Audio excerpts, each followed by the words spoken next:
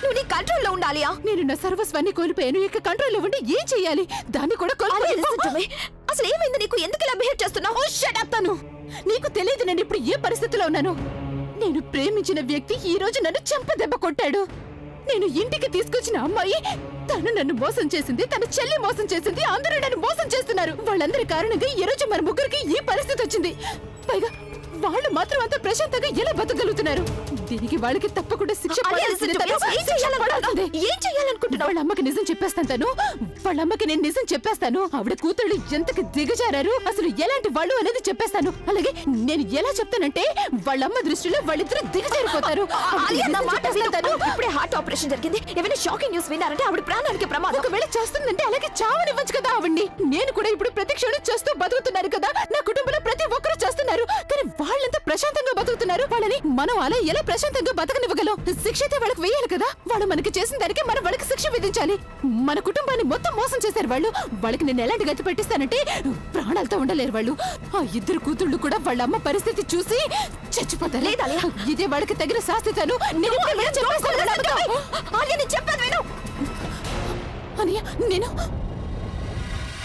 ఎక్కడికి వెళ్తున్నావు నువ్వు? వాళ్ళ అమ్మతో మాట్లాడడానికి నేను లోపలికి వెళ్తున్నాను అన్నయ్య. నేను చాలా ముఖ్యమైన విషయం మాట్లాడాలి. ఇప్పుడు అలాంటి పని చేయకూడదు అలియా. అసలు ఏమైంది నీకు? అన్నయ్య నేను నీతో తర్వాత మాట్లాడతాను కదా. నేను ముందు ఇప్పుడు ఒక పని చేయడానికి వచ్చాను. చేయనివ్వు. Alia, Alia, don't behave like this. లోపల అందరూ ఉన్నారు. ఎవరైనా నిన్ను ఇలా కోపంగా చూశారంటే అప్పుడు ఆవిడ చేస్తుందంటే చావునివ్వు. నాకు ఎలాంటి నష్టం ఉండదు. నేను ఇద్దరు అక్క చెల్లెల మీద పగ తీర్చుకోవాలని నన్ను వదులు. అలియా, నువ్వు ఇప్పుడు ఇలాంటి పనులు చేయకూడదు. లోపల నాన్నమ్మ ఉంది. అయినా నీకు అసలు ఏమైంది? నిన్న నాన్నమ్మ కళ్ళజోడి మెచ్చుకుంటుంటే అప్పుడు నువ్వు ఒక్క మాట కూడా మాట్లాడుకుంటూ ఊరుకున్నావు. అలాంటిది ఇప్పుడేమైంది అలియా? ప్రవీణ్ అన్నయ్య అన్నయ్య ప్రవీణ్ నన్ను చెంప మీద కొట్టాడన్నయ్య. నీ చెల్లెల్ని చెంప మీద కొట్టాడన్నయ్య. పైగా అది ఆ బుల్బుల్ ఎదురుగానే కొట్టాడు. అన్నయ్య నీకు తెలుసు కదా అన్నయ్య, నువ్వు నాకు నచ్చ చెప్పావు కదా. ప్రవీణ్ నన్ను వదిలి వెళ్ళిపోయినప్పుడు నన్ను నేను కంట్రోల్ చేసుకున్నాను అన్నయ్య. నువ్వు నాకు చెప్పావు కదా Alia, you have to be strong అని. నువ్వు చూసుకోవాలి అన్నప్పుడు నేను నన్ను చూసుకున్నాను అన్నయ్య. కానీ అన్నయ్య తను ఈరోజు బుల్బుల్ని నా కళ్ళ ముందే దగ్గరికి తీసుకున్నాడు. అన్నయ్య నాకు చాలా కోపం వచ్చిందన్నయ్య. అందుకని నేను వెళ్ళి బుల్బుల్ని కొట్టాను. కానీ ఆ ప్రవీణ్ మధ్యలోకి వచ్చాడన్నయ్య. తర్వాత తను నన్ను చెంప మీద కొట్టాడన్నయ్య. నన్ను చెంప మీద కొట్టాడు. ప్రవీణ్ నీకు ప్రామిస్ చేశాడు కదన్నయ్య, తను నన్ను జాగ్రత్తగా చూసుకుంటానన్నాడు. I will take care of me. ఈ పాటికి తన చేతిలో నా చెయ్యి ఉండాల్సింది. కానీ అదే చేత్తో ఈరోజు తను చెంప మీద కొట్టాడన్నయ్య.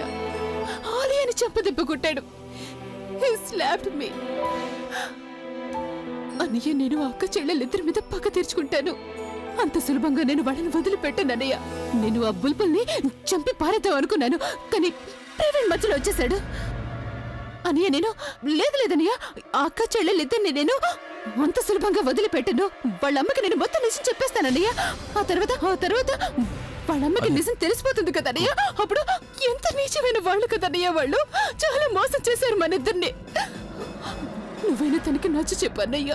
ప్రవీణ్కి నువ్వైనా నచ్చ చెప్పు అన్నయ్య. ప్లీజ్ నువ్వు తనకి నచ్చ చెప్పు. తనకి నచ్చ చెప్పు. నువ్వు ఇలా చెయ్యొద్దని చెప్పు అన్నయ్య.